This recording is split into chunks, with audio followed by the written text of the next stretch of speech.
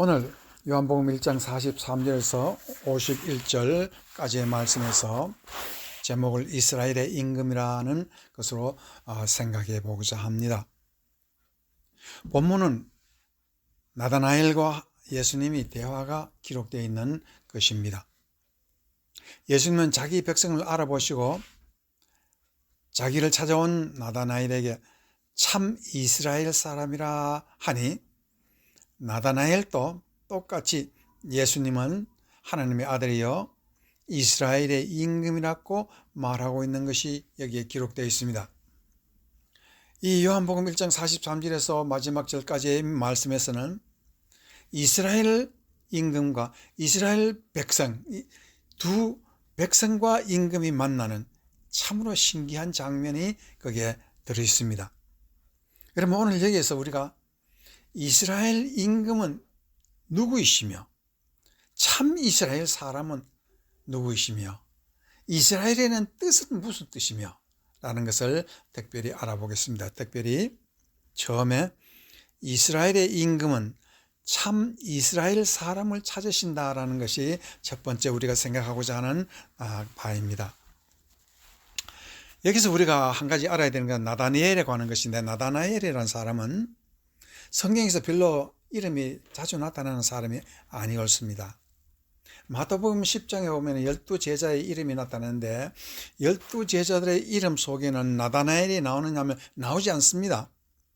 대신 바돌로메라는 이름이 나오고 있습니다. 그래서 어떤 학자들은 바돌로메와 나다나엘은 다른 사람이다, 아니면 같은 사람이다, 이렇게 말을 하고 있습니다. 그러나 오늘 여기에서 우리가 확실히 알고 넘어가야 될 것이 있습니다. 거기 보면 나다나엘과 바돌로메는 같은 사람이라는 것이 증명됩니다.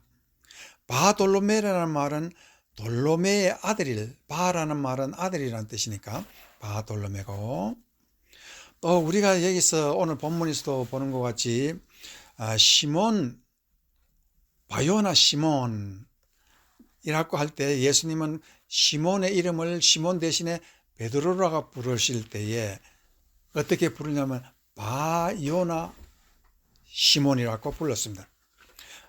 바요나라는 말은 성입니다. 성. 김가, 이가, 설가 이런 말에서 온 것과 똑같이 바돌로메라는 말은 돌로메의 아들이라는 뜻으로 돌로메 가족이라, 돌로메 가라, 그런 뜻입니다. 성입니다.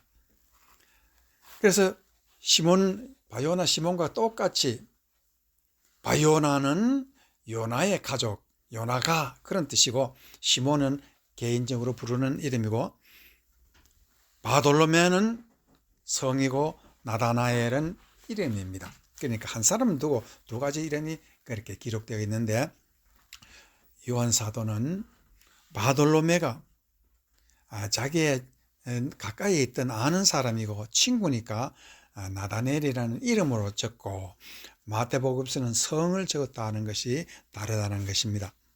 그런데 예수님은 이 나다나엘을 어떻게 불렀냐 하면 간사가 없고, 간사가 없다는 말은, 간사라는 뜻은 낚싯밥을 던진다는 그런 뜻입니다.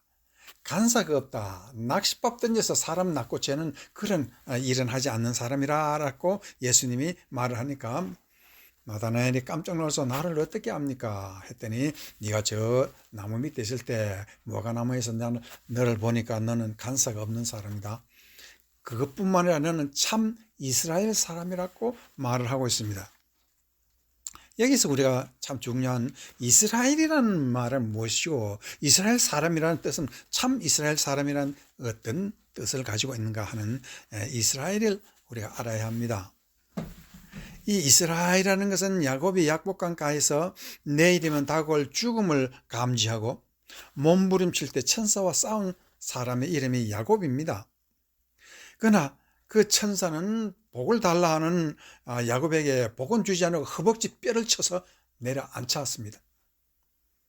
왜? 천사가 복을 달라 하면 복을 좀 주실 것이, 멀쩡한 사람, 청년, 그 일을 많이 해야 될 사람의 허벅지 뼈를 쳐서 도저히 일을 제대로 못하도록 주지 않게 만들었습니까? 여기서 우리는 한 가지 알아야 하는 것입니다. 그 천사는 하나님이신데 하나님이 야곱에게 가르쳐 주는 것은 힘이 없는 사람임을 너는 알아. 너는 원래 힘이 없는 사람이다. 너는 힘으로 싸우려고 하면 너는 실패했다. 그러나 낮아지는 사람은 벌써 승리했다라는 것을 말하고, 네가 정녕 낮아지면은 너는 하나님과 싸워도 이겼고 세상 사람과 싸워도 이겼다 하는 것을 말하고 있습니다. 그래서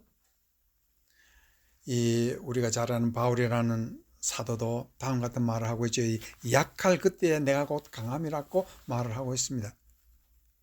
우리는 이 세상 살면서 많은 어려움이 올 적마다 정말로 몸부림칠 때가 있습니다. 그 어려움을 견디지 못해서 고통스러워서 고함치고 가슴을 치며 우리가 스스로 나와 함께 내 힘으로 싸워서 이기려고 하는 때가 있습니다. 그를 할 때는 벌써 졌다는 것입니다. 그럼 나는 힘이 없다는 것을 깨닫고 내 힘 외에 나보다 더 큰 그 하나님께 내 모든 것을 맡길 때에 그 사람이 벌써 이기고 승리하고 답을 가진 사람이라, 그런 뜻이 되는 것입니다.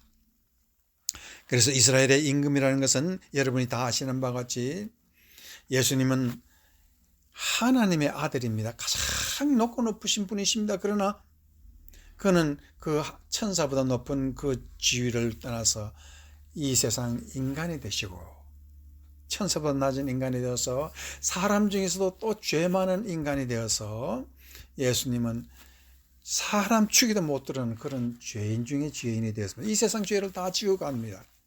그런데 그 세례 요한은 그와 같이 이 세상 죄를 지고 가는 예수를 무엇이라 했습니까? 사람도 아닌 짐승이라고 했습니다. 세상 죄를 지고 가는 어린 양이라고 짐승으로 표시했습니다. 그리고 그는 결국 이스라엘의 임금은 십자가 위에서 처음으로 왕이라는 이름을 명패를 붙이면서 거기서 죽었습니다. 그러면 이스라엘 왕이라는 어떤 사람입니까? 십자가로 이 세상을 다스리는 왕이라, 그런 뜻입니다. 이 세상의 왕 중에 왕 하나님이라도 세상을 움직이는 것은 낮아져야 백성의 마음을 움직일 수 있다 하는 것을 말하고 있습니다. 낮지 않으면 이 세상을 움직이지 못한다는 것을 이 십자가로서 우리에게 가르치는 이스라엘의 임금입니다. 그래서 마태복음 11장 11절에 보면은 참 놀라운 말씀이 하나 있는데, 내가 진실로 너에게 말하노니 여자가 낳은 자 중에 세례 요한보다 큰 이가 일어남이 없도다. 그러나 천국에서는 지극히 작은 자라도 그보다 크니라라는 참으로 놀라운 세례 요한에 관한 말씀을 하고 계십니다. 예수님이 이렇게 세례 요한 그 정체를 완전히 많은 사람들에게 까발라 버리는 이유가 어디에 있겠습니까? 그것은 세례 요한이 감옥에 있을 때 제자들을 보내서 예수님께 한 가지 질문을 한 것이 마태복음 11장 2절에서 5절까지의 말씀에 기록되어 있습니다. 거기에는 요한이 거기서 그리스도께서 하신 일을 듣고, 이 말은 예수님이 헤롯이라는 왕이 도덕적으로 타락한 것은 하나도 남아있지 않고 엉뚱한 일을 하고 있다, 그런 말을 들었다는 거지요. 제자들을 보내어 예수께 여짜오되 오실 그이가 당신이오리까? 우리가 다른 일을 기다리오리까? 여기에 대해서 예수님이 하시는 말씀이, 예수께서 대답하여 이르시되 너희가 가서 듣고 보는 것을 요한에게 아리라. 어떻게? 맹인이 보고 못 걷는 사람이 걸으며 나병 환자가 깨끗함을 받으며 못 듣는 자가 들으며 죽은 자가 살아나며 가난한 자에게 복음이 전파된다 하라, 그렇게 말을 하고 있습니다. 이게 무슨 뜻입니까?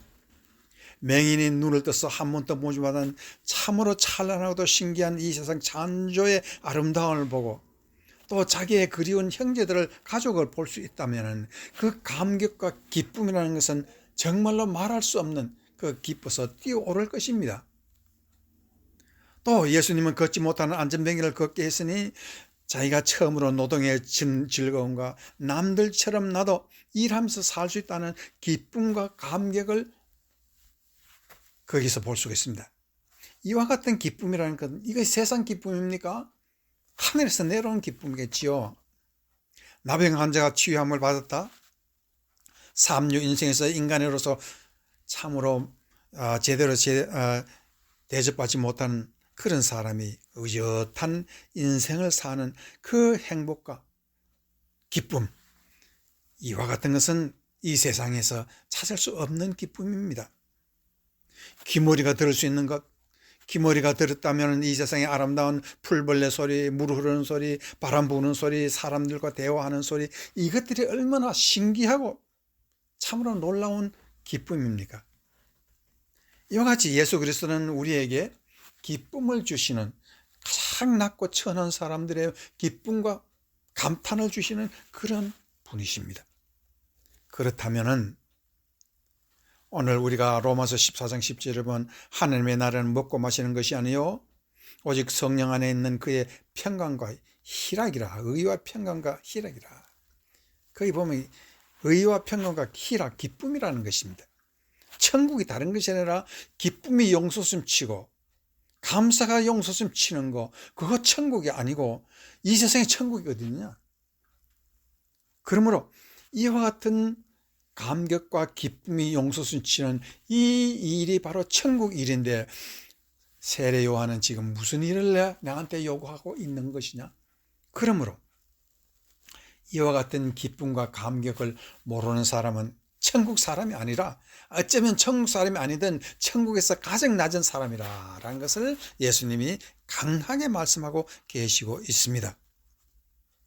여기서 우리는 이 세상의 기쁨과 의와 천국의 일이라는 것은 오직 이스라엘 임금만이 줄 수 있는 것인데, 그 임금이 어디서 이와 같은 기쁨과 감격을 우리에게 주십니까? 가장 높은 데서, 하늘에서 이스라엘 사람에게, 참 이스라엘 사람에게, 참으로 낮아진 사람에게, 참으로 마음이 겸손한 사람에게 하늘문을 여시고 주신다, 그런 뜻입니다. 우리가 다 아시는 바와 같이 예수 믿는 사람은 이 이스라엘 뜻을 모르면 신앙인이 아니든 천국상에서 가장 낮은 사람이라는 그런 뜻이 되는 것입니다. 그래서 우리는 성도라는 어떤 사람입니까? 성도가 참 이스라엘인 이유가 그리스도의 보혈로 죄 사함을 받아서 갑자기 성경 말씀을 읽다가 아니면 목사님의 말씀을 듣고 있다가 내 죄가 벌써 사해졌다라는 것을 알게 된 것입니다. 왜? 예수님이 벌써 죽었으니까. 내 모든 죄를 위해서 십자가에서 돌아가셨기 때문에 나는 이미 용서받은 사람이라는 것을 말씀을 통해서, 복음을 통해서 깨달은 사람들, 그 사람의 마음속에 내가 이제는 죄인이 아니라 하늘나라의 천국의 사람이요, 이 이스라엘 사람이라는 것을 깨달을 때 그 감격과 기쁨이 얼마나 놀랍겠습니까? 이것이 천국 기쁨 아닙니까? 이것이 천국의 일입니다. 여러분도 다 아시는 바와 같이 사무엘상 보면은요, 하나님께서 다윗을 하나님